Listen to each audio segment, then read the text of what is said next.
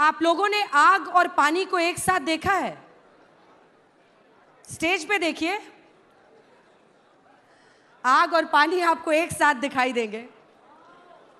ये एक्चुअली फैसला नहीं कर पा रहे हैं कि आग कौन है और पानी कौन ये है। आप पर छोड़ते हैं, अंत में पूछेंगे कि कौन किसे आग मानता है, किसे पानी। लेकिन पहला प्रश्न यही है कि इमरान जी, अगर मैं सही हूं तो आपके पिता चाहते थे आप डॉक्टर बने। हाँ बिल्कुल, वो चाहते थे कि डॉक्टर बनूं, और जब मैं शायरी की राह पर निकला तो उन्हें लगा कि लड़का खराब हो गया। और देखिए, लिटरेचर में इन्होंने इलाहाबाद यूनिवर्सिटी से पढ़ाई की, शायरी को पेशा चुना और फिर अब सियासत का हिस्सा बन गए हैं। हाँ, तो मतलब कोई पेशा आप छोड़ेंगे किसी के लिए? कर क्या रहे हैं जीवन में आप? पत्रकारिता की पढ़ाई की, लेकिन छोड़ दिया, पेशा नहीं बनाया उसको। करते तो वो भी अच्छा करते। हालांकि शायरी जब मैं कर रहा था तो सियासत को लेकर के शायरी हमेशा जो है वो एक अलग रुख रखती है और बहुत अच्छा नहीं मानती है। मैं तो जिन शायरों को सुन रहा था, बुद्धसेन शर्मा जी को, वो शेर लिख रहे थे कि दिए बुझाती आंधी को भड़काती है, दिए बुझाती शोलों को भड़काती है, आंधी को भी दुनियादारी आती है, यार सियासत की गलियों में मत जाना, नागन अपने बच्चों को खा जाती है।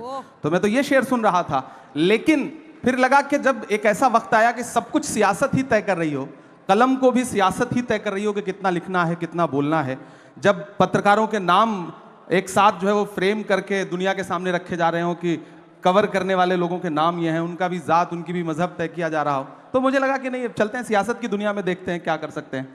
तो मुझे लगता है ठीक ही कर रहा हूँ यहाँ भी। तो अब शायर कितना बचा है और कितना सियासतदान हो गए हैं इमरान प्रतापगढ़ी? पूरा पूरा मैं कोशिश कर रहा हूँ कि शायर और सियासतदान कितना हो जाएं, उससे ज़्यादा ज़रूरी है कि मेरे अंदर का इंसान कितना बचा हुआ है, मैं उसको बचाने की पूरी कोशिश कर रहा हूँ।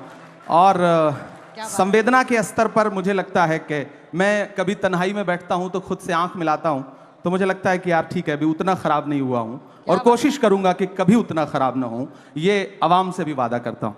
जब तक शायर आईना में देखने के लायक रहे तब तक वो रहता है शायर, इसलिए आपके अंदर शायर तो जिंदा है। शायर समाज का आईना होता है। 33 रैलियां आपने की है महाराष्ट्र में। हाँ, 33 महाराष्ट्र में, 33 प्रेस कॉन्फ्रेंसेस की, रोड शो किए, झारखंड में 11 रैलियां की। झारखंड 11 जी। और जाके बोलते कैसे हैं, कनेक्ट कैसे करते हैं लोगों से? मतलब एक शायर वहां खड़ा होता है या पॉलिटिशियन खड़ा होता है, कनेक्ट करना जनता से, ये हुनर क्या है? मैं इसलिए जिंदा हूं कि मैं बोल रहा हूं, दुनिया किसी गूंगे की कहानी नहीं लिखती। लोग मुझे सुनने आते हैं, देखने नहीं। फिल्म स्टार्स आते हैं किसी पॉलिटिकल प्रोग्राम में तो लोग उनको देखने आते हैं, उनके डायलॉग सुनना है उनको।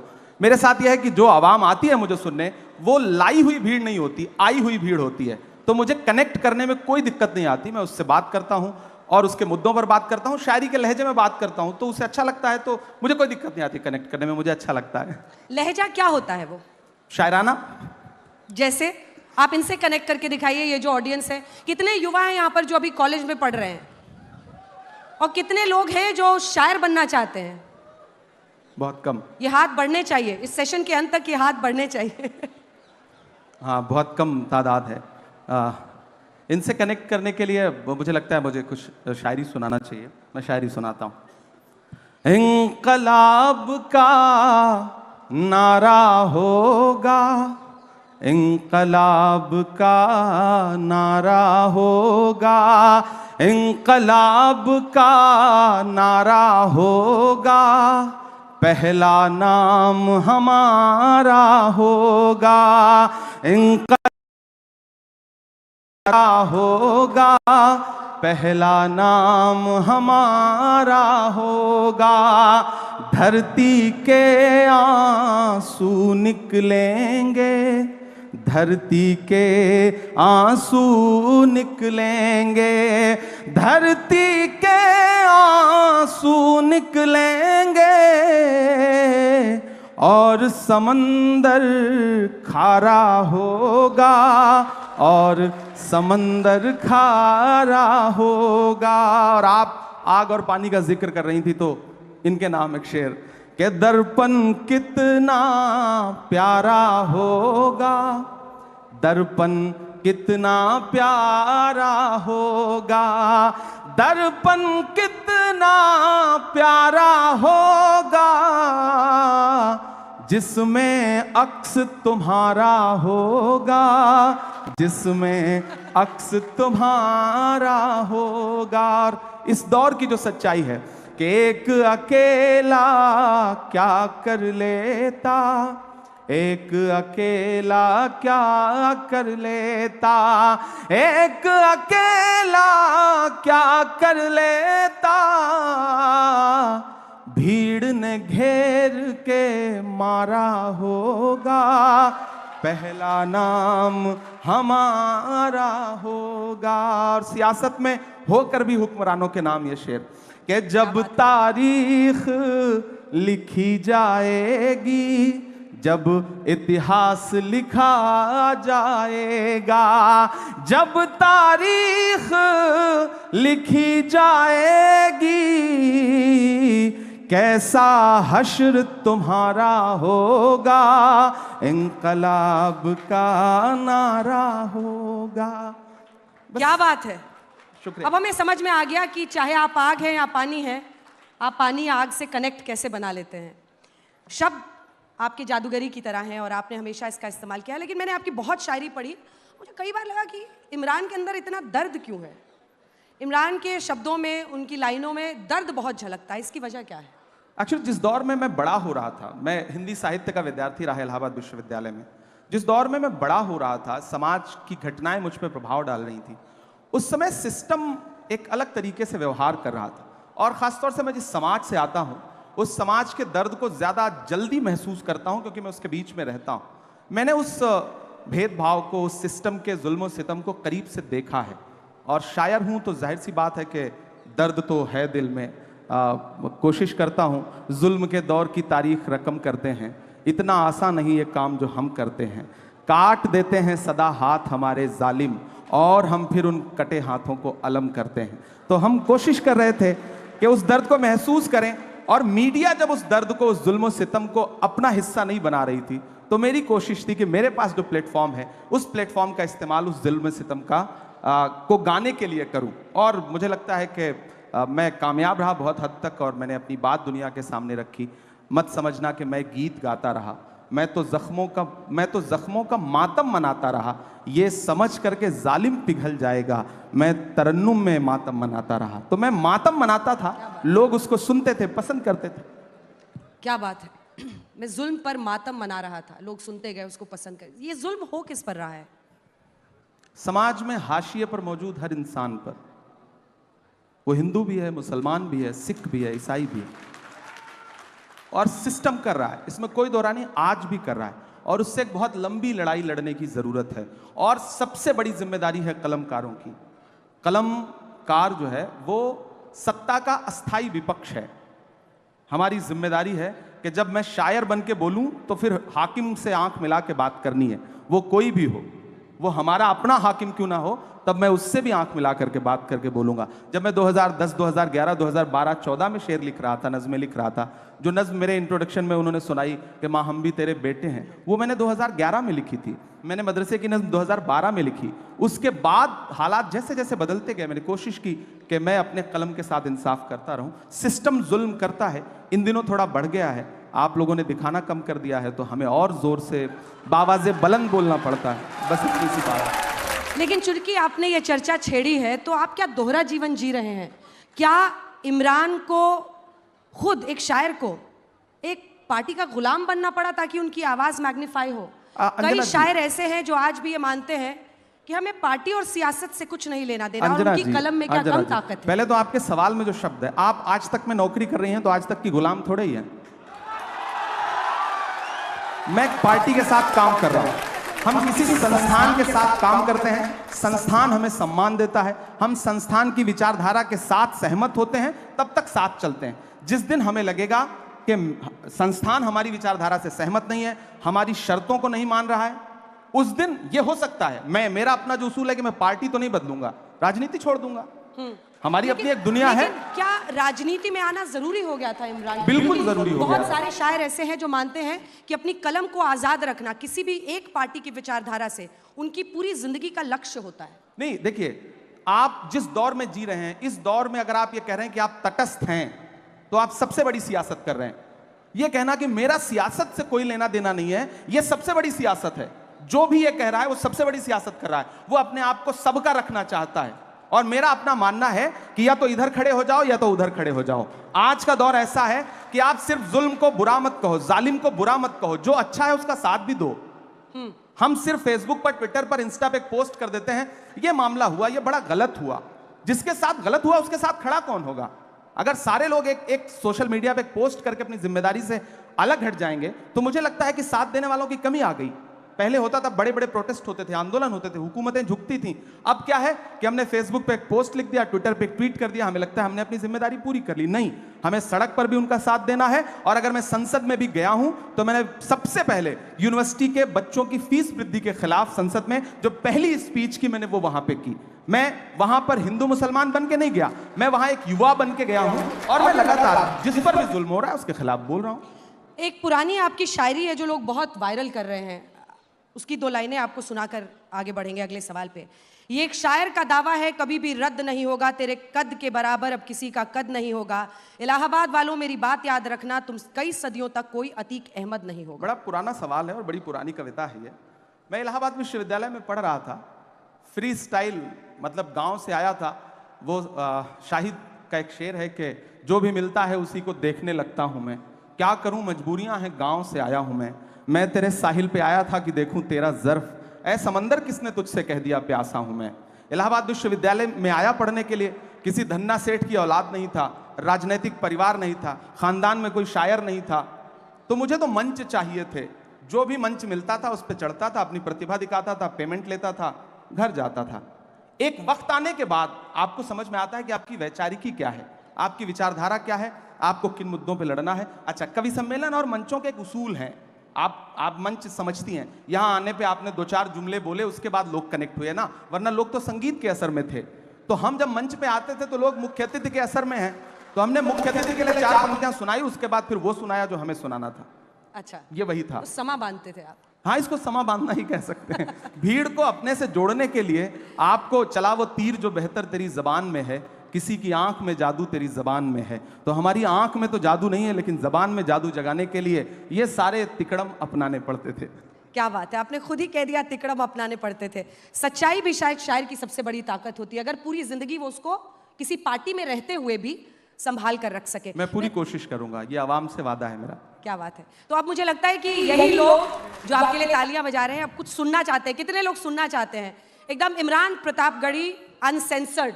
और भूल जाइए कि नेता हैं, भूल जाइए कि किस दरबार पे जाकर, मतलब किस पार्टी के साथ जाकर आपको काम करना पड़ता है। देखिए 1956 में, हाँ 1956 में संयुक्त राज्य अमेरिका के उस समय राष्ट्रपति नहीं बने थे यूएस के जॉन एफ कैनेडी।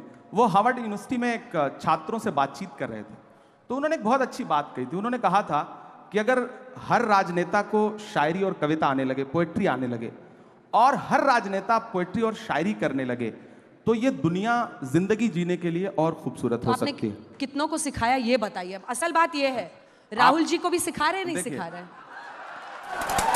सबसे पहले तो मैं देश की पार्लियामेंट में पहुंचा हूं और पिछले 2 साल की पार्लियामेंट की तमाम जो स्पीचेस हैं उठा के देखिए, आपको लगेगा कि सारे लोग शायरी सुना रहे हैं। खरगे साहब शायरी सुना रहे हैं, धनखड़ साहब शायरी सुना रहे हैं। एक दिन तो धनखड़ साहब ने, यानी चेयरमैन साहब ने राज्यसभा के, फाइनेंस मिनिस्टर से कहा कि क्या इमरान प्रतापगढ़ी की शायरी पे टैक्स लग सकता है क्या? वो वीडियो उठा करके देखिएगा। तो आप कोई भी शेर सुनाता जिसको मैंने शेर ना भी लिख के दिया हो, तो चेयरमैन साहब को लगता है कि मैंने ही लिख के दिया होगा। तो एक शायराना सा माहौल बना है और मुझे लगता है कि ये अच्छी बात है, एक अच्छा माहौल बन रहा है। और ऐसा माहौल मुझे लगता है कि मोदी जी भी शायरी सुनाते हैं कभी कभी। सुषमा स्वराज जी थी तो बहुत अच्छे अच्छे अशार सुनाती थी। डॉक्टर मनमोहन सिंह साहब अच्छे अशार सुनाते थे।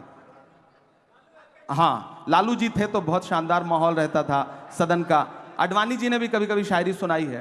तो मुझे लग रहा है कि आने वाले दिनों में और कुछ लोग सुनाने लगेंगे। मैं तो कोशिश करूंगा कि राहुल जी भी सुनाने। अब अडवाणी जी का क्रेडिट मत लेने लगिएगा। हम किसी की क्रेडिट नहीं ले रहे हैं, उसकी क्रेडिट हम आपको दे रहे हैं। हम उनकी क्रेडिट नहीं ले रहे। हाँ, मैं आपका हुक्म है। मैं सुन नहीं पाए बेजुबानी को, आप समझे नहीं कहानी को। सुन नहीं पाए बेजुबानी को, आप समझे नहीं कहानी को। ये जो आतिश परस्त फिरका है, आप आग और पानी की बात कर रही थी। ये जो आतिश परस्त फिरका है, बद्दुआ दे रहा है पानी को, आप समझे नहीं कहानी को और ढूंढ लेती है। मैं दुबई के एक मुशायरे में था, तो वहाँ सारे आसपास पूरी एशिया के लोग सुनने आते हैं, उसमें पड़ोसी मुल्क के भी कुछ सामने बैठे हुए थे। तो मैंने कहा भाई सरहद के इस पार का इमरान हो या सरहद के उस पार का, मैं एक शेर पढ़ रहा हूँ, आपको सच्चा लगेगा कि ढूंढ लेती है हथकड़ी एक दिन, ढूंढ लेती है हथकड़ी एक दिन, ढूंढ लेती है हथकड़ी एक दिन, खेल समझो ना हक बयानी को, आप समझे नहीं कहानी को। और मेरी नई नस्लों आपके नाम ये शेर कि आप चुपचाप जुल्म सहते हैं, आप चुपचाप जुल्म सहते हैं, आप चुपचाप जुल्म सहते हैं, क्या हुआ आपकी जवानी को, क्या हुआ आपकी जवानी को, बद्दुआ दे रहा है पानी को। जी क्या बात है, तालियां बजाइए भाई, जबरदस्त। मतलब मुझे लगता है कि हर कोई एक उम्र में, और आपने युवाओं को खास तौर पर कहा, तो सबके अंदर बहुत आग जलती है, बहुत जोश रहता है, धीरे धीरे लेकिन वो समझता है कि व्यावहारिक तरीका क्या है जीने का। हर किसी को अपना अपना मिला हुआ है हक। अब मेरा प्रश्न आपसे यह है कि कई बार हम देखते हैं कि सोशल मीडिया हो, कई बार आपके पीछे भी पड़ते हैं, मतलब एक अलग ब्लड हंटिंग वहाँ होती है। क्या एक ऐसी परिस्थिति बन सकती है जिसमें हर तरह की विचारधारा का सम्मान हो? मैं मानती हूँ कि कई लोग सोशल मीडिया पर सिर्फ इसलिए अब आते हैं क्योंकि उनको ब्लड हंटिंग किसी की करनी होती है। मतलब हम कहते हैं कि सड़क पे लिंचिंग ना हो, लेकिन सोशल मीडिया पर एक अलग किस्म की लिंचिंग होती है लोगों की, और सिर्फ उनकी विचारधारा की वजह से। बीच का रास्ता क्या हो सकता है एक शायर की नजर से? सबसे पहली बात तो मैं अपनी नई नस्लों से एक बात कहूंगा, सोशल मीडिया आपकी बात पहुंचाने का एक जरिया भर है, बहस का प्लेटफॉर्म नहीं है। वहां बहस मत करिए। आपको ट्वीट करना है, आपको फेसबुक पे कुछ लिखना है, इंस्टा पे कुछ लिखना है, लिख दीजिए, डाल दीजिए, अपनी बात पहुंचा दीजिए, उस पर रिप्लाई करने मत जाइए, कमेंट पढ़ने की जबरदस्ती कोशिश मत करिए, और पढ़िए भी तो किसी को रिप्लाई मत करिए। आप रिप्लाई करेंगे और आप सोचेंगे कि सामने वाला आपसे सहमत हो जाए, तो वो तो ऑलरेडी उसका तो काम है ना, वो एक पूरी पेड टीम बैठी है। तो ऐसे में उससे बहस मत करिए, लड़िए मत, अपनी बात रख दीजिए, तो शायद बचे रहेंगे। वरना हम सबको झेलना पड़ता है, और बहुत सारे लोगों पे इसका बहुत बुरा असर पड़ता है। हम लोग तो ऐसी दुनिया से आए हैं गांव में कि अगर आपके खिलाफ आपके अच्छे अच्छे जो पोस्ट हैं उस पर जो कमेंट आते हैं उसको अगर मतलब माँ और पिताजी पढ़ लें तो शायद आपका सोशल मीडिया छुड़वा दें कि बंद करो ये सब, ये क्या तमाशा है। लेकिन आपको जीना भी है, मीडिया तो आपको दिखाएगा नहीं, तो सोशल मीडिया का सहारा भी लेना है। तो ऐसे में हमारे पास माध्यम क्या है? हमें लोगों के पास जाने के लिए एक तो मंच है, दूसरा वो वाला प्रपंच है, तो उससे निपटना ही है। तो आप कैसे पार पा सकते हैं? वो जिसका जिक्र फसाने में था ही नहीं, वो बात इन साहब को बड़ा नागवार गुजरी है। अब बैठे भी हमारे मंच पे हैं, बताइए, यही सुंदरता है। ये नया भारत है, ये घर में घुस के मारता है।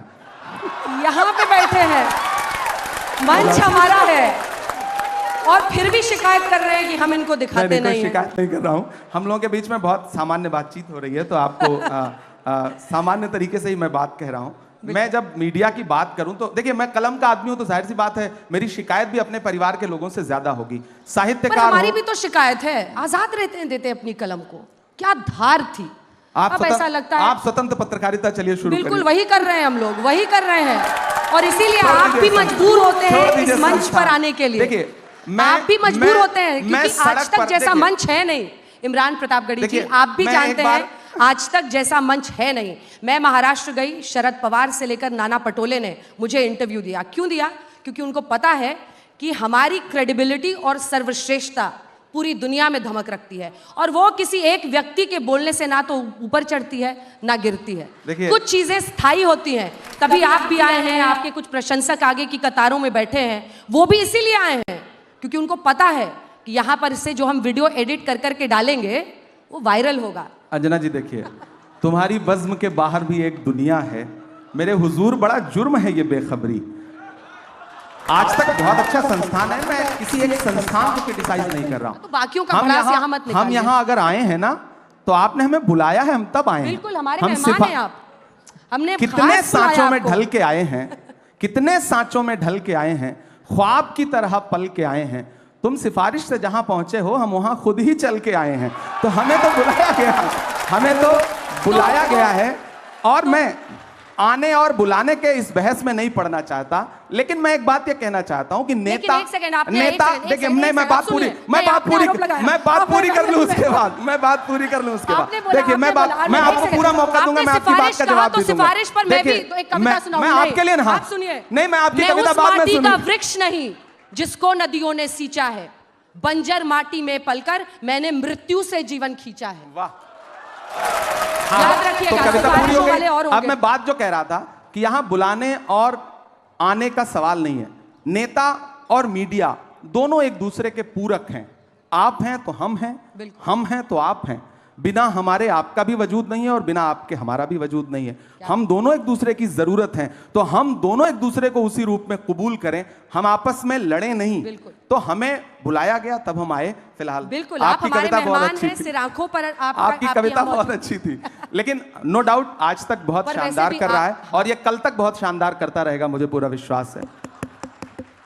यही तो है कि आग भी जब प्रशंसा करने लगे या पानी, व्हाटएवर यू चूज। नहीं, मैं प्रशंसा करूंगा। पर आग और पानी के बीच में समझौता होना भी नहीं चाहिए। मैं आपकी पत्रकारिता की प्रशंसा करता हूं, इसमें कोई दो राय नहीं। आप अच्छी पत्रकारिता करती हैं और हम सब युवा हुए हैं आपको देख देख करके, आपको सुन सुन करके।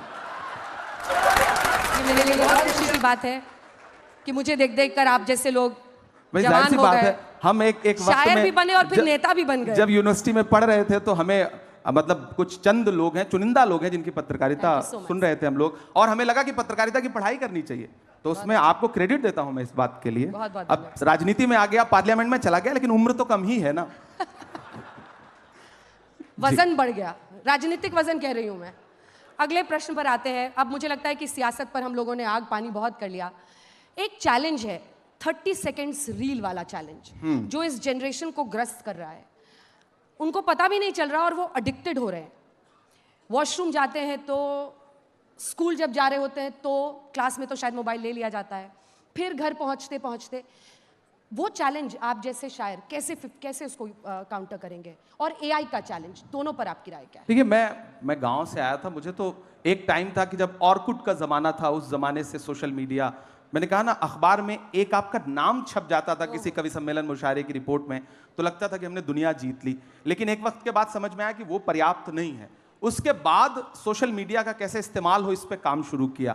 तो हम तो जो हैं, हमारे जैसे लोग जो हैं, वो अमीर इमाम का एक बहुत अच्छा शेर है कि आए हैं और शान से आए हुए हैं हम, आए हैं और शान से आए हुए हैं हम, मिट्टी में आसमान से आए हुए हैं हम, सीना महक रहा है तो हैरत है किस लिए, फूलों के खानदान से आए हुए हैं हम। तो दरअसल हम आए उसी दुनिया से, हमें तो सोशल मीडिया ने ही बनाया। सच बात यह है कि यूट्यूब पे वीडियोस वायरल हो गए, वरना तो एक कॉकस था शायरों का, कवियों का, वो आपको मंच कभी लेने ही नहीं दे रहे थे। डेमोक्रेटाइजेशन हुआ, लड़ाई ही अलग थी, हमारी तो लड़ाई ही अलग थी। हम किसी गुट का हिस्सा नहीं थे कवि सम्मेलन मुशायरों में। तो या तो दो शर्तें थी, या तो आप उनका बैग उठाइए या तो उनका गिलास उठाइए। हम दोनों से बचे हुए थे, तो उस बचत की वजह से सब दुश्मन थे। लेकिन ये तो भला हो सोशल मीडिया का कि आवाम तक पहुंची। फिर आयोजक पे इतना दबाव रहता था कि भाई इमरान प्रतापगढ़ी को बुलाओ, एक नया सा लड़का आया है, वो अच्छा पढ़ता है।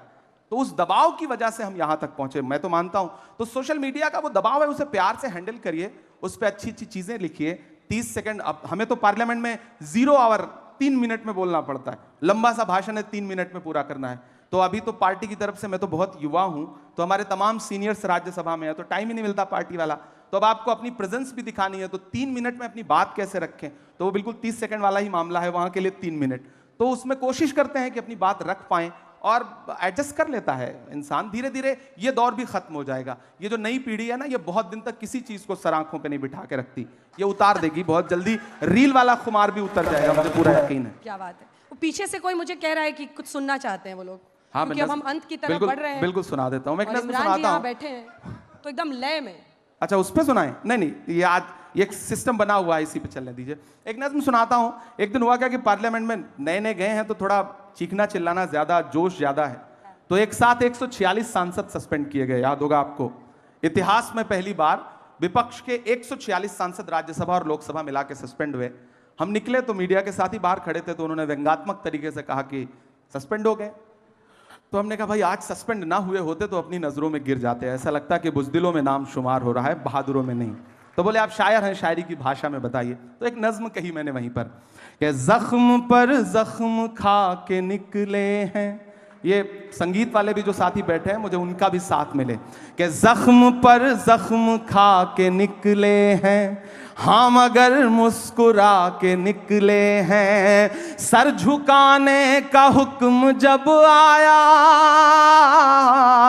सर झुकाने का हुक्म जब आया, और भी सर उठा के निकले हैं, और भी सर उठा के निकले हैं। और सस्पेंड होके आए थे तो गुस्सा था, तब ये शेर पढ़ा कि हर सितम का जवाब आएगा, देखना इंकलाब आएगा। कल आ ही गया ना, कि हर सितम का जवाब आएगा, देखना इंकलाब आएगा। अच्छे दिन का किए थे जो वादा, उनका दिन भी खराब आएगा, उनका दिन भी खराब आएगा।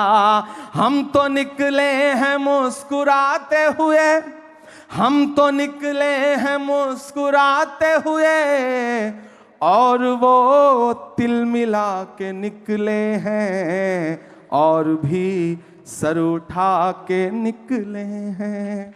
क्या बात है, ये बात आपको जुदा करती है बाकी राजनेताओं से। मुझे लगता है कि आप हर तरह की बात करते हैं, आप आवाम की भी आवाज बनते हैं। एक पार्टी में रहकर ये कर पाना कई बार बहुत मुश्किल हो जाता है, लेकिन नहीं, मैं अंजना जी ये चीज क्लियर कर दूं, मुझे बहुत खुशी है और मैं इस मंच पर अपनी लीडरशिप की प्रशंसा भी करूंगा कि कभी मुझसे ये नहीं कहा गया कि इमरान तुम मुशायरों में जाके क्या पढ़ रहे हो, तुमने ये क्या बोल दिया, यहाँ पाबंदी, ये मत करो, ऐसा मत करो, भाषण क्या दे रहे हो, किस विषय पे बोल रहे हो। मैं बहुत जिम्मेदारी से और ईमानदारी से कह रहा हूँ कि मुझे आज तक मेरी पार्टी में किसी नेता ने यह नहीं कहा कि तुम इस विषय पे बोलो, इस विषय पे मत बोलो।